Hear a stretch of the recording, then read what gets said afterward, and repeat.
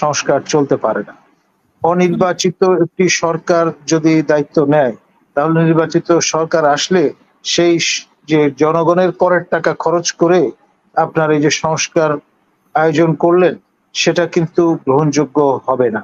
তাদের কর্মঘণ্টা, তারপরে তাদের জন্য যে আপ্যায়নের ব্যবস্থা দিই, তারপরে তাদের জন্য যাতায়াতের যে খরচাদি, এইগুলো তো জনগণের করের টাকা খরচ করেই করা হবে, তাই না?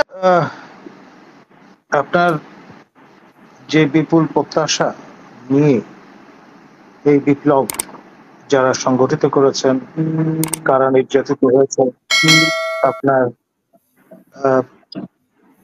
দীর্ঘদিন ধরে আদালত প্রাঙ্গণে ঘোরাঘুরি করে হয়রান হয়েছেন আমাদের এই সহ আলোচক শ্রদ্ধেয় হাবিব ভাইয়ের মতো ব্যক্তিবর্গ, তাদের যে প্রত্যাশা সেটি পরিপূরণ কতটুকু হবে সেটা গ্যারান্টি দিয়ে কিন্তু বলার সুযোগ। যেমন আপনার এই শোতেই আমরা জেসমিন টুলিকে নিয়ে যে বিতর্কটা সেটা নিয়ে আসলাম, আসলে যার যে ক্যাপাসিটি সেটা কতটুকু সেটি সেই বিবেচনায় আমলে নিয়ে যদি নিয়োগ নিশ্চিত করা হয় তাহলে সেটা শুভ ফল প্রদান করবে।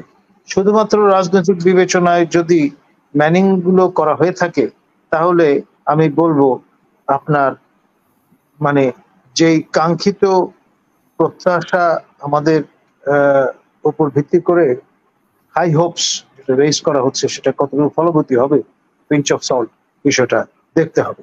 আর আমাদের প্রধান রাজনৈতিক দল বাংলাদেশ জাতীয়তাবাদী দলের মহাসচিব মহোদয় যেই বক্তব্যটি রেখেছেন সেটি কিন্তু প্রণিধানযোগ্য। হাবিব ভাইয়ের কণ্ঠেও একই রকমের বক্তব্য প্রতিধ্বন্দিত হয়েছে, অর্থাৎ অনন্তকাল ধরে কিন্তু সংস্কার চলতে পারে না। অনির্বাচিত একটি সরকার যদি দায়িত্ব নেয়, তাহলে নির্বাচিত সরকার আসলে সেই যে জনগণের করের টাকা খরচ করে আপনার এই যে সংস্কার আয়োজন করলেন সেটা কিন্তু গ্রহণযোগ্য হবে না। আপনার ন্যূনতম সময়ের মধ্যে একেবারে অত্যাবশ্যক যে সংস্কার সেটা নিশ্চিত করে দ্রুততম সময়ের মধ্যে নির্বাচন আয়োজন করা দরকার, এবং তারপর নির্বাচিত সরকারের সেই জনগণের ম্যান্ডেট নিয়ে যত রকমের সংস্কার প্রয়োজন তা করবেন এবং সেটি আপনার জনগণের আশা আকাঙ্ক্ষার প্রতিফলন নিশ্চিত করবে এবং সাস্টেইনেবল হবে।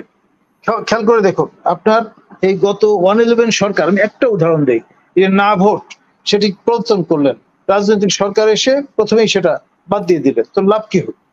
আপনার এই যে সংস্কার কমিশন গুলো করা হয়েছে, তাদের কর্মঘণ্টা, তারপরে তাদের জন্য যে আপ্যায়নের ব্যবস্থা দিই, তারপরে তাদের জন্য যাতায়াতের যে খরচাদি, এইগুলো তো জনগণের করের টাকা খরচ করেই করা হবে, তাই না?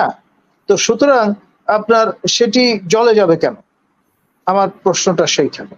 আর আরেকটি বিষয় সেটি হচ্ছে, একটা অবাধ সুষ্ঠু নিরপেক্ষ নির্বাচন যেহেতু শাসক দল তৎকালীন আওয়ামী লীগ করতে ব্যর্থ হয়েছে, সেই কারণে সবার আকাঙ্ক্ষা যাতে পরিপূরিত হয় সেই জন্যই এত কষ্ট, এত ত্যাগ স্বীকার, এবং সেইটি দ্রুততম সময়ে যদি না করা যায় তাহলে কিন্তু আমরা ট্রেনটা মিস করে ফেলব, এই আশঙ্কা থেকেই যাচ্ছে। ধন্যবাদ।